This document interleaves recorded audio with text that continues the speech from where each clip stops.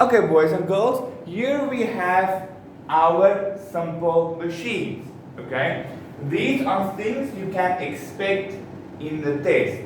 I will ask you a couple of questions about simple machines. It's either where you have to draw a picture, or you need to look at the picture and name it of what you see, what kind of simple machine it is, or you have to explain to me what it is. So let's have a look at our pictures on the board. Here we have 5 simple machines we have studied already. The reason why I didn't give you all the simple machines we have covered is because I want you guys to study by yourself. Okay? So I'm only helping you guys and giving you clues on what's in the test. So let's have a look at the next one. What is that? We have a fulcrum, the effort, and the load. Okay? What is an effort? Effort is the moving, the action you make to make the lever moves. The load is the object you want to lift. And the fulcrum is the center point of the lever. So, this is a what? A lever. Now think about it. Where can we find a lever? In which objects can we find a lever? We can find a lever in many objects. From scissors to a seesaw, from a knife have a lever, okay? There are many kinds of objects where you can find levers, okay?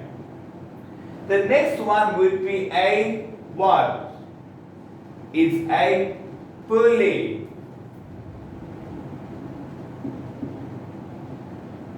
A pulley. Where do we find a pulley and what is a pulley used for? A pulley is used to lift or lower objects by using a rope or a chain. And it's got a groove edge, so you have a wheel and axle like we have here, and it moves the object up and down. Where can you find, on what object can you find a pulley? For example, a crane. A crane you see around Phnom Penh, a lot of these big buildings are being built, and a crane's got a pulley and a cable, and that helps to lift and lower objects. If you have to lift those heavy objects, you cannot because it's too heavy. That's why you need a pulley and a rope. For example, on this rope we have the effort. The effort, this would be the fulcrum, and this would be the load. Because the fulcrum or the pulley is the center point of the effort and the load. So that would be a pulley. So let's just have a look at a quick example. Example for a lever would be a scissor.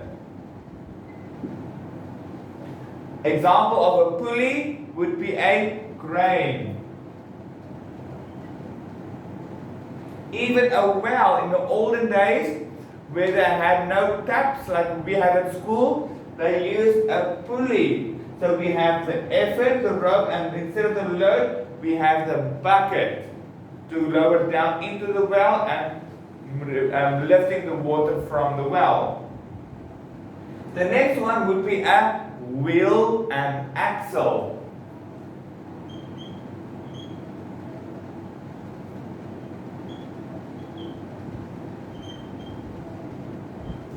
What is a wheel and axle? A wheel and axle is used for moving things. For example, a bicycle, a wheelbarrow, a car. Anything that's got a rod or a beam with 2 wheels attached has a wheel and axle. For example, look at the picture. The beam or the rod is known as the axle, and you have the wheel.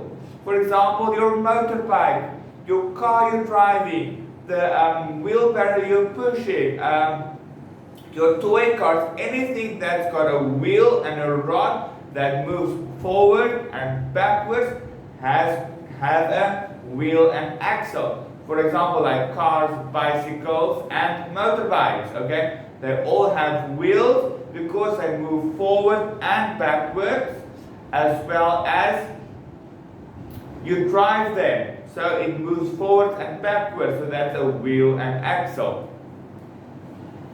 The next one is the inclined plane.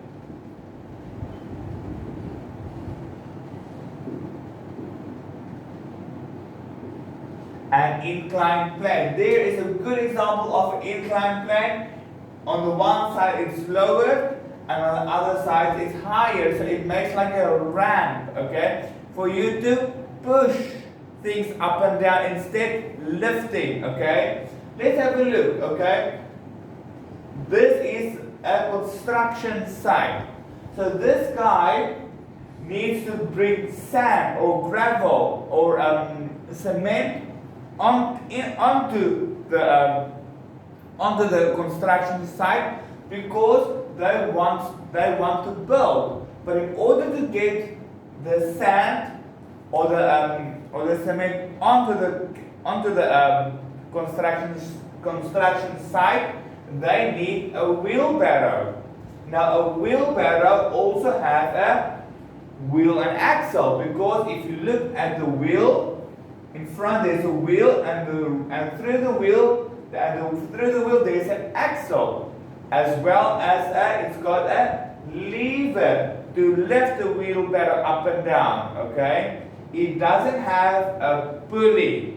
In this case, we don't need a pulley for this because it's got a wheel, so you can push the wheelbarrow forward and backward because it's got a wheel and it's got a bucket. So for example, where is the load? The load would be the sand. Where's the effort? The effort is the man, because the effort, it takes effort to push the wheelbarrow. And that would be the wheel and axle. Okay, so this would be the effort. He's holding onto the lever, and we have the load here, because that is the stuff you want to transport. But the reason why you need an inclined plane for this is to push the wheelbarrow onto the construction site, because the man might hurt himself if he needs to lift the sand or the bag of cement or bag of sand, because it's heavy, okay? So the reason for inclined plane is to reduce the effort of transport the load. Okay, you understand what I'm saying? It's an inclined plane. It's got a one end that is lower, and then the other end it's like a ramp where you can push. Even it can be at when you have a handicapped person in a wheelchair. How would you get that person to the top level of the building? By using an inclined plane, by pushing them up, or using an elevator that's got a pulley. An elevator is also a very good example of a pulley, because going up and down in the elevator in a high rise requires a pulley and a cable. And for example, we have the elevator, the cable, and the pulley to lift you up and down in a high rise. So let's have a look at the next one. We have a wedge. A wedge. What is a wedge? A wedge is something used to split stuff or two pieces of wood apart. Meaning, we have a wedge. Whenever there's a heavy wind blowing and you want to avoid the door from slamming shut, you just place a wedge between the floor and the door in order for the door not to slam shut. Okay? So a wedge. An axe got a wedge, because when you cut wood, for fire, you break the wood apart, so you're using a wedge. A knife got a wedge. A knife because when you cut through a piece of steak or cut through vegetables and fruit, you split the fruit and vegetables apart using the wedge of the knife. So the blade of the knife is a wedge. Okay, so this would be a wedge. For example, an axe, a knife, even a scissor. A scissor got a wedge. Okay, let's think about a scissor. Let's think about objects that's got multiple simple machines in one object. A very good simple machine would be a scissor. Because a scissor got a lever and a scissor's got a wedge. The handle you have in your hand is the lever and the wedge is the blade of the scissor. Let's think about the elevator. An elevator's got a pulley, okay, and it's got a wheel and axle because it moves up and down, okay. It moves up and down, so we have a wheel and axle on the side of the elevator that's running, that's keeping the elevator steady in the passage that is running up and down. So an elevator's got a pulley at the top, and on the sides of the elevator we have a wheel and axle because it's running on the rail, so it keeps the elevator steady, so it doesn't swing from side to side. Okay. Let's think of what can you think of any other objects that's got a lever, that's got a wheel and axle. What about a wheelchair? A wheelchair's got a lever because you need to push the steer the wheelchair, and it also got a wheel and axle. Okay, guys. So the thing about objects that's got a wedge, that's got multiple simple machines in it. Let's have a look. What is simple machines?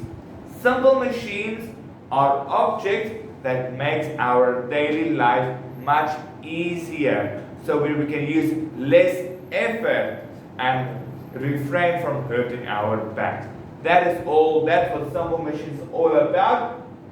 It's all about making our daily life activity much easier. Instead of climbing steps, we can go onto an elevator. Instead of lifting, we can either use an inclined plane or we can use a pulley. Instead of walking, we can drive or ride our bicycles. Instead of cutting, we can use an axe or a scissors or a knife instead of pulling stuff apart. Okay, guys? So this is all simple machines. I'm going to stop the video and then we will continue with bodies of water.